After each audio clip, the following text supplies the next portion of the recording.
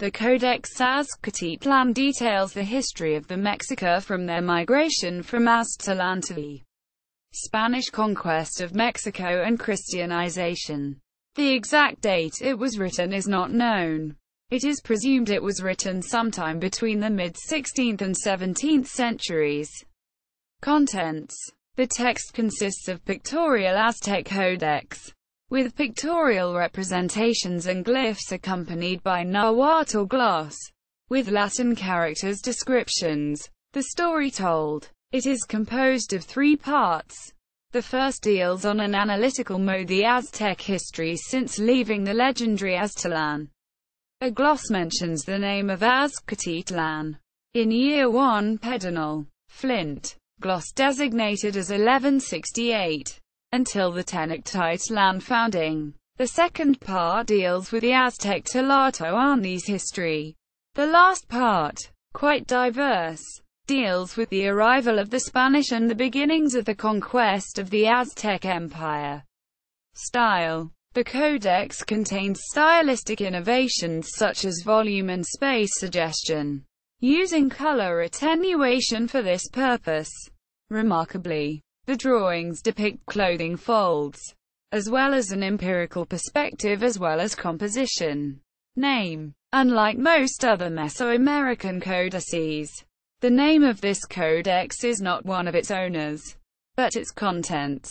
Indeed, it is drawn with a gloss indicating that the place of departure of the Aztec migration is Azcatitlan, derivative of Aztlán. Characteristics. It consists of 25 European paper 21 by 28 cm sheets, 50 pages, painted on both sides. All pages contain color drawings and are in excellent state of preservation.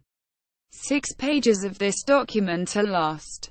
The document was restored in 1959.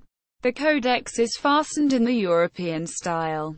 History. The first document information is in the Indian Historical Museum Catalogue, 1702 to 1755, and it was owned by Lorenzo Bottorini Bernarducci.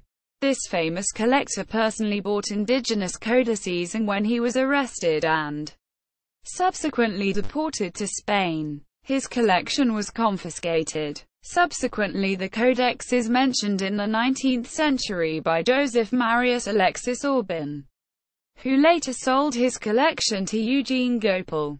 Upon his death, his widow donated the codex to the Bibliothèque Nationale de France in 1898. Authors. The authors and the date of preparation of this document are unknown, but several elements show that it is a colonial codex. In fact, the binding method and painting style, mixing indigenous and European artistic conventions, notably by the use of perspectives, suggest that the book is not earlier than the second half of the 16th century.